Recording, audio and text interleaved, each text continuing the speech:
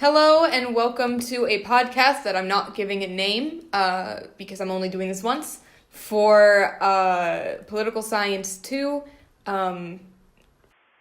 subtitle Democracy in America. My name is Karenza Hughes. I'm from NYU, and I'm going to spend today talking about Agrarian Justice by Thomas Paine, published in 1797, but written in, according to him, 1795, 1796, and just kind of, he says, laid by him for most of that time in his preface. I'm going to do this podcast in the same way that a podcast called Sawbones, which is a medical tour of misguided history, in which the two presenters give a timeline of how they've treated illness, and so how they treated it in the 18th century, how they treated it in the 19th century, and so on and so forth. And I'm going to do the same with opinions and mentions of agrarian justice, or do the best I can, because I feel like that might be the best way to organize this. Particularly, I want to pay attention to how it's kind of been a little bit forgotten, especially for being such a controversial piece for someone who's considered a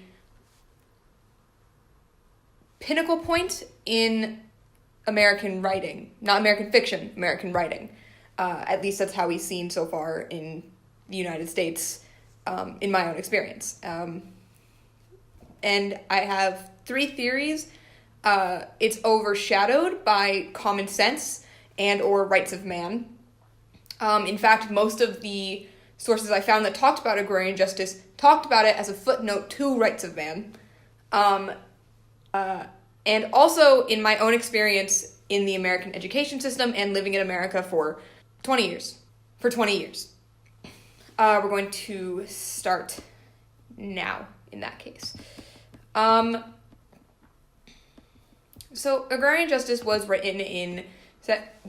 in 1797, and as he begins the pamphlet, to preserve the benefits of what is called civilized life, and to remedy at the same time the evil which has produced, ought to be considered as one of the first objects of reformed legislation. He is writing this in response to what he has seen during the French Revolution, where he lived in France and was. The point of this pamphlet is to argue, he does not call it redistribution of wealth, but I believe we would in the 21st century, having come across this idea more and more often. Especially after socialist movements and communist movements. And he does this by stating that, not industrialism, but agrarianism, I suppose you could call it, as people began to use farmland instead of roaming around, he says, as the Native Americans do. He calls it Indians, we call it Native Americans now. That trounced on a natural right to have the earth as the common property of the human race, as he says on page 8. In fact, the whole quote is, "It is a position not to be controverted that the earth, in its natural uncultivated state, was and ever would have continued to be the common property of the human race." And later down in the next paragraph, he says, "Every proprietor, therefore, of cultivated land owes to the community a ground rent, for I know of no better term to express the idea, for the land which he holds, and it is from this ground rent that the fund proposed in this plan is to issue." So he then goes on to propose a fund by the government. He is speaking to the French government. In fact, he does not actually address America, the newborn America, almost at all, and certainly doesn't give it the same treatment as he does the French government. But he wants to create a national fund out of which there shall be paid to every person when arrived at the age of 21 years the sum of 15 pounds sterling as a compensation in part for the loss of his or her natural inheritance. Note the or her. by the introduction of the system of landed property, and also the sum of £10 per annum during life to every person now living of the age of 50 years, and to all others as they shall arrive at that age. He also proposes to give a certain allocation of funds to those who are disabled for the entirety of their lives, since they cannot work in the same way that others can. He also says that it is not the fault of the present possessors, as he also says on page 10, of land, but is the fault of the system to which they have inherited, and believes that property should be dissolved upon the death of the person who owned it, so as not to go about the whole messy business of taking property away from property owners, which is a very common theme in American early politics and current American politics, now that I think about it.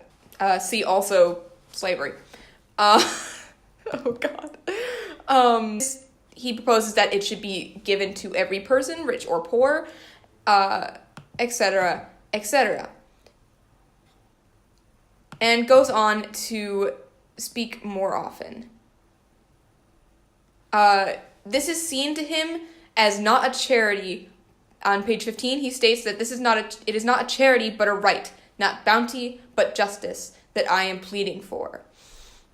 And he goes on to say later, it is only by organizing civilization upon such principles as to act like a system of pulleys that the whole weight of misery can be removed.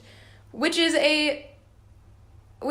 for American politics, and Thomas Paine, it should be noted, is not American. He is English, but spent much time in America, almost as much as he spent in France, actually.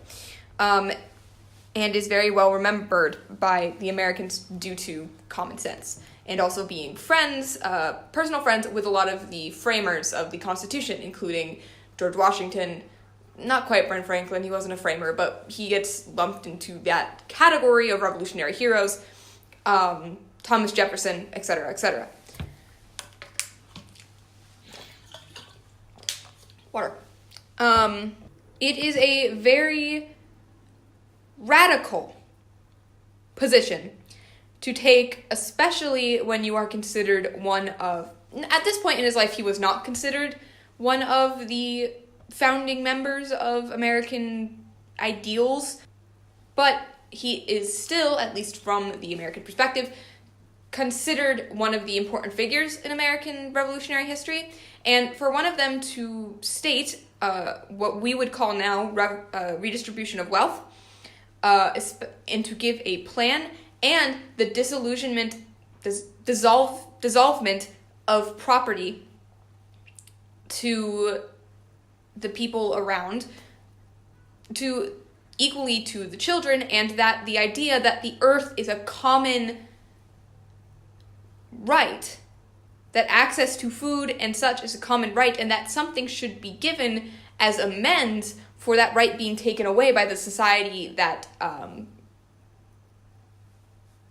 agriculture has imposed,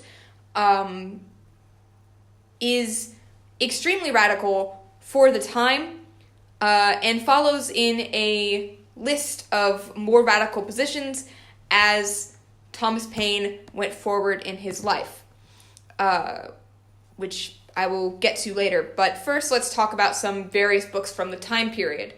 Thomas Paine, the Apostle of Religious and Political Liberty,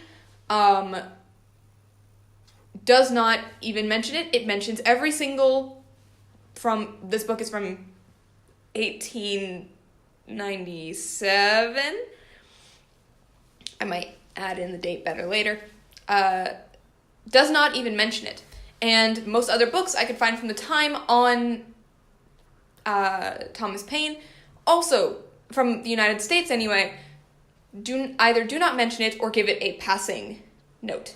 Very few of them go into actual detail about the book. One of the most interesting books I've found, pamphlets I really found, was Thomas Spence's pamphlet. Thomas Spence was an English reformer he had a pamphlet. He had a pamphlet called where, because he did not get a chance to address Paine, I almost said Pence. It's a very different person. Address Paine specifically, added a abstract to the front of his book and also to the appendix, but the text is rather worn down in the version that I found and almost unreadable, and I found what I could read to be difficult to understand due to how it was organized. It was organized in a first and second, except it did not say what was first and what was second, so you had no idea where his ideas began and Paine's began, which made it very difficult to analyze. But in the beginning portion of the book, the first thing you find is he thanks Paine for agrarian justice, in the sense that the fame of Paine's fame will bring more readers to more social reform because he is so widely read, having multiple bestsellers at this point. But he finds it unsatisfactory and insulting. He says,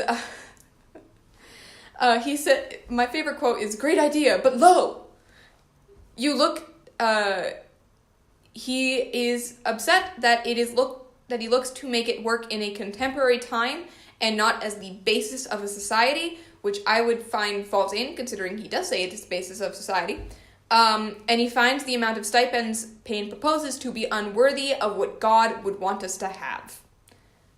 He believes that a certain amount of allocation of money, or at least it would seem from this pamphlet, is a God-given right, and that Paine's proposal does not go far enough, and is not far enough into radicalism at all, which is an interesting take, considering that at the time, it seems most of the minds who read it in the United States seem to be on the other side. Now, it's very difficult to find an actual primary source speaking about where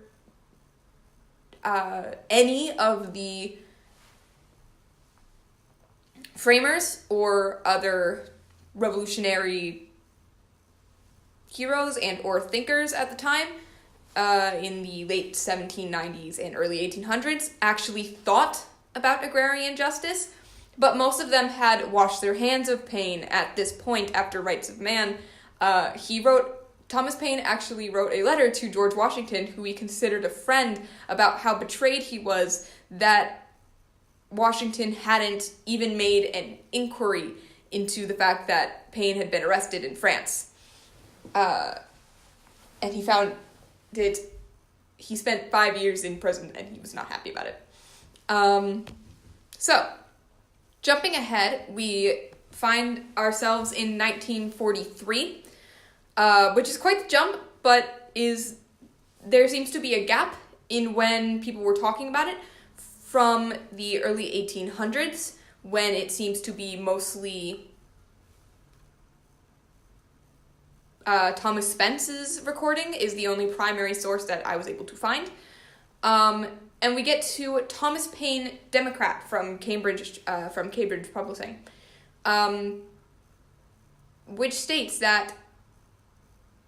believes that Paine emphasized that rights to this ground rent, quote, were rights not of the most essential kind and could not be compared with the right to vote. If the rights of property are inferior to the natural rights, it seems reasonable to assume that they are not inalienable rights and that they may be regulated through the use of natural rights. And then he goes on to speak a lot about how majority rule and how that should be seen as the basis for all. Thomas Paine, Democrat, does. He seems to believe that any interpretation of the economic ideas in agrarian justice as the protection of property against caprice of multitude, and that he urged property owners to give up some of their holdings because he wished them to save the rest, and not because he wished to improve the material circumstances of men. So basically the idea that he is not trying to propel material circumstance, but is instead trying to persuade businessmen that it is their own interest to have trade unions organized within their... He calls it like the present-day reformers in 1943, who attempt to persuade businessmen that it is their own interest to have trade unions organized within their industries. So it is along the same lines as, if you help your workers, they'll help it. Your work will be, things will get easier for you in multiple different ways. As opposed to something that is a natural right and a justice, as Paine actually says.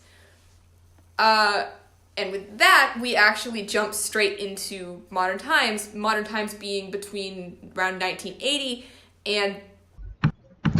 Just to touch on whether or not the Founding Fathers were not happy with Paine's agrarian justice, there's a book called Beyond Democracy, published in 2012 by a man named, what's his name?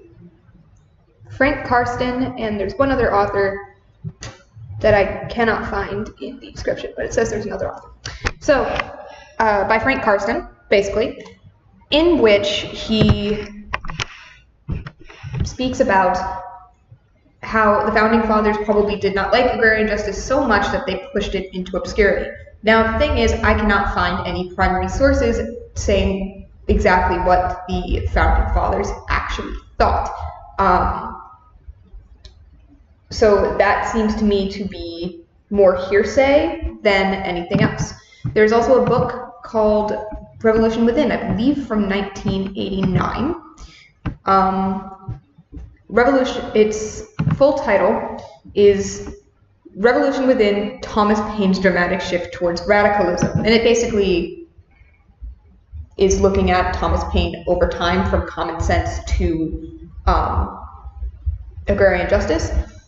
And it looks a lot at the idea of religion in agrarian justice and how in Thomas Paine's shift towards deism, which is an interesting touch because he states in the pamphlet that this is all a right from God, but he does not actively, but he has a complicated history with religion, and deism is a popular form of religion among the framer, I'm going to call it the framer community because I don't have another term for it.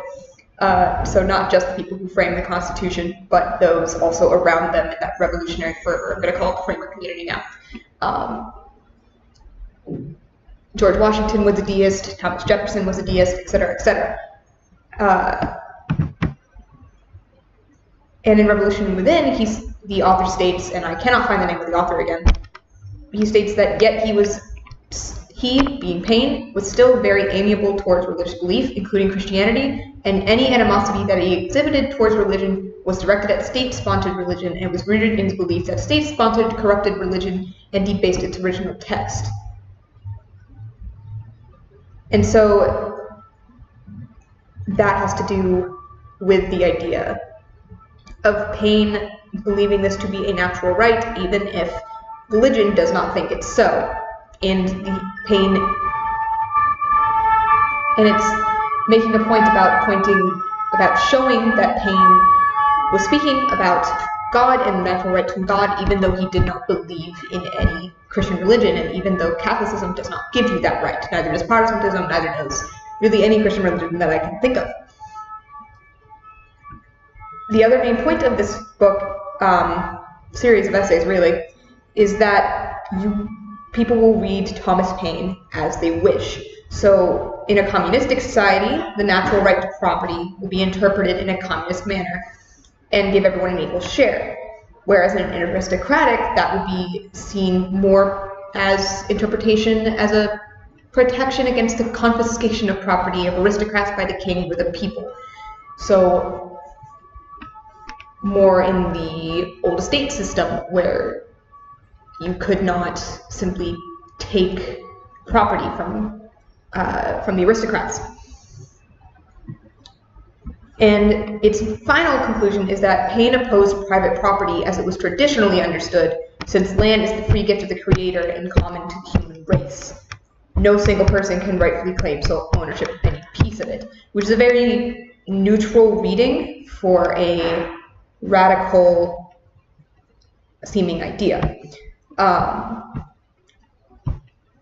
There's also a book, Thomas Paine, Democrat, from 2009, which believes that Paine emphasized that these were rights, that the right to property was not of the most essential kind, and could be compared with the right to vote. Well, could not be compared with the right to vote. If the right of property is inferior to natural rights, it seems reasonable to assume that they are not inalienable, and that they can be regulated through the use of natural rights. That's a direct quote. And it seems to believe that that natural right is majority rule and suffrage as the basis for figuring out how to bring about the property right, instead of as the exact institution that Paine proposed. And then we come all the way back around to a documentary one-man play called To Begin the World Over Again, which begins with the phrase, "Was he a hero or devil incarnate?" And basically sets up Paine as one of the founding sons of the Enlightenment. It mostly talks about how much people love common sense, and sets Paine as a saint comparatively so far, being against slavery and being against the other things. And it also points out a very nice quote about Paine, which is that by Sarah Franklin, Benjamin Franklin's daughter, who said the most rational thing he could have done was to die after common sense. So this being the idea that he sort of began to wreck his reputation by then putting out more and more radical ideas. And yet, the play almost skips entirely over agrarian justice. It gives one quote from it, which is the quote that I think I said first in this podcast, and then goes straight into talking about his death. So it's very odd, because the play spends so much of its time speaking about how Paine was more radical afterwards, but then just completely ignores common sense. And it's a very odd idea, and kind of brings us full circle to the exact same way that agrarian justice was treated to some books at the time, like in The Apostle of Religious and Political Liberty, where it's not mentioned or mentioned as a side note. And while I do not believe this is likely a intentional overlooking, I do believe there is something to be said for the fact that one of the most radical positions towards a more socialist idea has been completely ignored, especially with that a couple hundred years, by a couple I mean like 100-year gap between the earliest book, the last book I could find of it in the 19th century, and the earliest book I could find of it in the 20th century. So from, think about circa 1850, which was in the Library of Congress, to 1989. That's a big gap, and it also kind of coincides with the American push against socialism, and we don't do socialism here, with the ideas of the Red Scare and World War I being against anything that could be considered German, like socialism and communism, and how this more radical, possibly socialistic, not social, because it's not in the exact same vein. It is 1797 after all, and it's not the same idea, but it is more in the socialistic, communistic vein of political theory than you would likely find in a more traditional American point of view, like Hamilton, who was very capitalistic, or even Thomas Jefferson, whose idea of the agrarian farmer is very centered on the idea of people owning their own property. His idea of an agrarian country, you need property to do so, and I doubt that, while I cannot find his exact thoughts, I doubt he was very enthusiastic about cutting up property and giving money to those who have lost it as a natural right. So, all in all, another interesting thing to point out is that I went around to my peers, to some of the older people in from back home in the United States, and asked them if they'd ever heard of agrarian justice, or even much of Thomas Paine. A few of them, about maybe half of a sampling of maybe, I think I got 20, 30 people at least, which is not a big sample size, but out of 2 weeks is pretty good, where about half of them had heard of Common Sense and or read it in class, and about about maybe 2 or 3 only, one of whom being a history professor himself about the Revolutionary War, had actually heard or read of agrarian justice. And they were from all over the country and from different school districts, so you get a kind of sampling of the fact that it's not really taught in American schools. Not even Common Sense is taught that much, but we definitely kind of stopped talking about Paine after Common Sense. Even people who had taken classes on more theory of Western ideals, I suppose you would call it, had no idea that this existed. Which is a very interesting idea, I think, and pulling out a conclusion from that, it would take far more people and far more know-how of politics than I have. But I believe it should be pointed out. So, to come back to our original theory about agrarian justice being overshadowed, it does seem to be lesser in standing and knowledge than Common Sense. Many of the other articles I found were about Thomas Paine and his writings were all about common sense and or all about rights of man. So it's very much overshadowed by his other work. It's not really taught in the American education system, and while some books and or beliefs say that this is a deliberate push down, I cannot find any sources that really corroborate definitively whether or not such a thing happened. It would most likely be, it seems one of those ideas that is slightly believable, but not entirely provable and or probably not true. So, thank you for listening. I'm sorry for how the audio has gotten here at the end. I had to switch locations for recording, but thank you very much, and have a nice day.